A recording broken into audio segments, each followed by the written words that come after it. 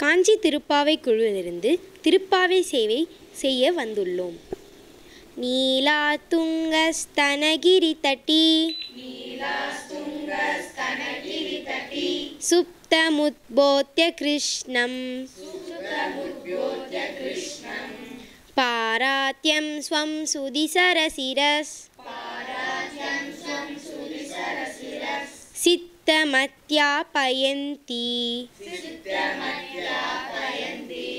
சோதிஷ்டாயாம் ஷஜினிகலிதம் யா பலாக்ருந்த்ய புங்க்தே கோதாதஸ்யை நமயிதமிதம் பூயய வாஸ்து பூயஹ. தமிழ் தனியன். அன்னவயல் புதுவை ஆண்டாள் அலங்கற்கு பண்ணு திருப்பாவை பல்பதியம் இன்னிசையால் பாடிக் கொடுத்தால் நற்பாமாலை பூமாலை சூடிக் கொடுத்தாரை சொல்லு சூடிக் கொடுத்த சுடற்கொடியே தொல்பாவை பாடி அருளவல்ல பல்வளையாய் நாடி நீ வேங்கனவர்க்கு என்ன விதி என்னையும் மாற்றம் நாம் கடவா வண்ணமே நல்கு. புல்லும் சிலம்பெனக்கான் புல்லரையன் கோவில் வெள்ளை விழிச்சங்கின் பேரறவும் கேட்டிலையோ பிள்ளாய் எழுந்திராய் பேய்முலை நஞ்சுண்டு கள்ளச்சகடம் கலக்கழிய காலோச்சி வெள்ளத்தரவில் துயிலமர்ந்த வித்தினை உள்ளத்து கொண்டு முனிவர்களும் யோகிகளும் மெல்ல எழுந்து அரியன்ற பேரறவும் உள்ளம் புகுந்து குளிந்தேலோர் எம்பாவாய். அன்பு பெரியோர்களே, ஆன்மீக சிந்தனை கொண்ட அனைவருக்கும் மார்கழி மாதத்தினுடைய காலை பொழுதிலே என்னுடைய பணிவான வணக்கங்களை தெரிவித்துக் கொள்கிறேன். இந்த மார்கழி நன்னாளில் இனிய காலை பொழுதில் பல்வேறு ஆன்மீக கருத்துக்களையும் எம்பிரான் வழங்கிய நல்ல சிறப்பான திருப்பாவை திருவெம்பாவை போன்ற அரியதோர் கருத்துக்களை தர்ஷன் டிவி நமக்கெல்லாம் வழங்கி வருகின்றார்கள்.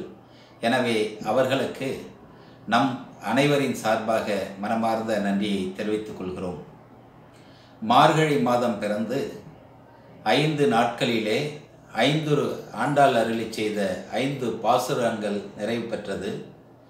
அந்த 5 பாசுரங்களில் மார்கழி மாதத்தினுடைய பெருமையையும் அந்த மார்கழி மாதத்தில் நோன்பு எதற்காக நாம் மேற்கொள்ள வேண்டும் என்பதை பற்றியும் நம்மை நாம் எவ்வாறு ஒரு பூஜைக்கு தயார் செய்கின்ற நிலையில் எப்படி நாம் நம்மை தயார்படுத்தி கொள்வது என்பதை பற்றியும் அதற்கடுத்து எம்பெருமான் ஸ்ரீமன் நாராயணன் மாயனாக எப்படி திகழ்ந்தார் என்பதை பற்றியும் அவர் தனக்காக இல்லாமல் இந்த பிறருக்காக பல்வேறு அவதாரங்களை எதற்காக எடுத்தார் என்றும் எப்பொழுதெல்லாம் தேவை ஏற்படுகின்ற பொழுது தன்னுடைய உடலை சுருக்கியும் பெருக்கியும் இந்த மக்களும் தேவர்களும் நலமுடன் வாழ அவர் எடுத்த அவதாரத்தினுடைய பெருமைகள் பற்றியும் அதற்கடுத்து அந்த ஆயர் குலத்தினுடைய பெருமைகளை பற்றியெல்லாம் சிறப்பாக 5 பாசுரங்களிலே அமைத்து கொடுக்கப்பட்டிருக்கின்றது.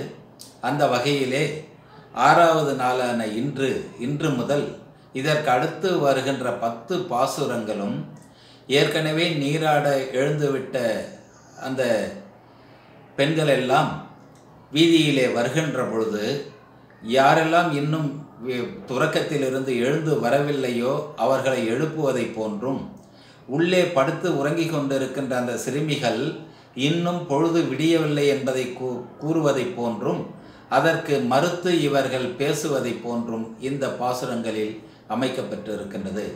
அந்த வகையிலே 6வது பாசுரமான இன்று புல்லும் சிலம்பினகான் புல்லரையன் கோயில் வெள்ளை விழி சங்கின் பேரறவும் கேட்டில்லையோ பில்லாய் எழுந்திராய் பேய் முலை நஞ்சுண்டு கள்ளச்சகடம் கலை கழிய காலோச்சி வெள்ளை தரவில் துயிலமர்ந்த வித்தினை உள்ளத்து கொண்டு முனிவர்களும் யோகிகளும் மெல்ல எழுந்து அரியன்ற பேரறவும் உள்ளம் புகுந்து குளிர்ந்தேலோர் எம்பாவாய் என்ற இந்த 6வது பாசுரத்திலே புல்லும் சிலம்பினகான்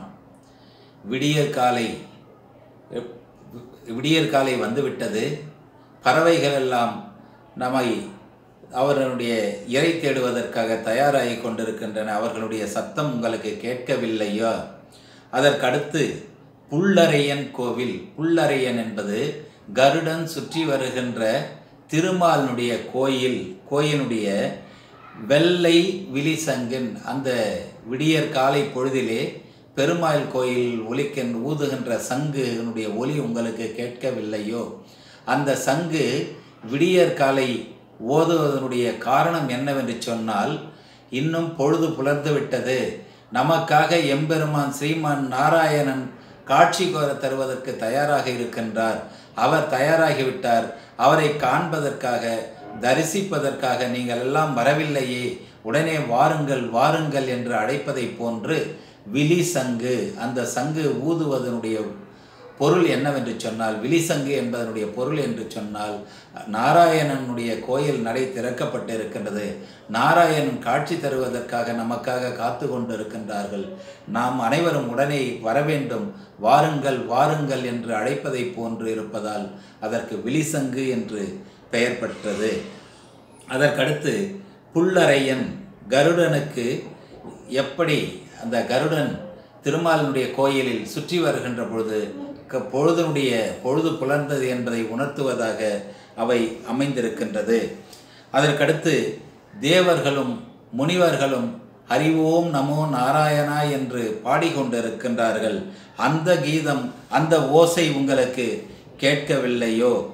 அதே போன்று எப்படி ஸ்ரீமன் நாராயணன் சிறு குழந்தையாக கண்ணனாக அந்த யசோதை பிராட்டினுடைய வீட்டிலே வளர்கின்ற பொழுது, அந்த கோகுலத்திலே வளர்கின்ற பொழுது, அந்த கம்சனால் அனுப்பப்பட்ட பூதன் என்கின்ற பேரரக்கி நஞ்சு எண்ணத்தோடு நஞ்சை பாலை கொடுப்பதற்காக கண்ணனை நாடி சென்று அந்த கண்ணனால் அந்த பூதன் என்கின்ற அந்த அரக்கி அழிக்கப்பட்டாலோ, அதே போன்று கள்ளச்சகடம் என்கின்ற கள்ளத்தனமாக சகடாசூரன் என்கின்ற அரக்கன் கம்சனால் அனுப்பப்பட்டு வண்டி வடிவம் தாங்கி கண்ணனை கொல்ல வருகின்ற பொழுது அந்த வண்டி வடிவத்தை தன்னுடைய கட்டை விரலால் தூக்கி உதைத்து அந்த சகடாசுரனை கண்ணன் அழித்தான்.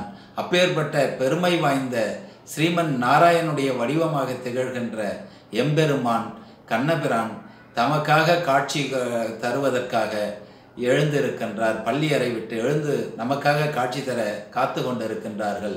எனவே அனைவரும் உடனடியாக வாருங்கள் என்றும், அதற்கடுத்து வெள்ளை தரவில் பயிலமர்ந்த என்று வருகின்ற பொழுது அலைகடலாக திகழ்கின்ற அந்த கடலிலே ஆதிசேஷன் மீது படுத்து உறங்கி கொண்டிருக்கின்ற அந்த பரந்தாமன் பத்மநாபன் ஸ்ரீமன் நாராயணன் அவருடைய புகழை பாடுவதற்காக முனிவர்களும் யோகிகளும் தவம் கிடந்து காத்து கொண்டிருக்கின்றார்கள். அவர்களெல்லாம் ஸ்ரீமன் நாராயணா நாராயணா என்று தன்னுடைய வாயாரவும் மனமாற நினைத்து மனமுருகி பாடிக்கொண்டிருக்கின்றார்கள். இத்தனை நிகழ்வுகள் நடந்து கொண்டிருக்கின்றன. இவற்றினுடைய ஒரு சத்தம் கூட உங்களுக்கு கேட்கவில்லையோ? நீங்கள் என்ன இப்போ அயர்ந்து அந்த அளவிற்கு தூங்கி கொண்டிருக்கின்றீர்கள்? நாங்கள் எல்லாம் தயாராகி வந்துவிட்டோம், உடனே எழுந்து வாருங்கள், நாம் அனைவரும் சென்று மார்கழி நீராடி அந்த கண்ணபிரானை துதிக்க வேண்டும் என்று அந்த உறங்குகின்ற பெண்களை, வீட்டிலிருந்து வராமல் இருக்கின்ற பெண்களை அழைப்பதாக இந்த பாசுரம் அமைந்திருக்கின்றது என்று கூறி வாய்ப்புக்கு நன்றி கூறி விடைபெறுகின்றேன். நன்றி, வணக்கம்.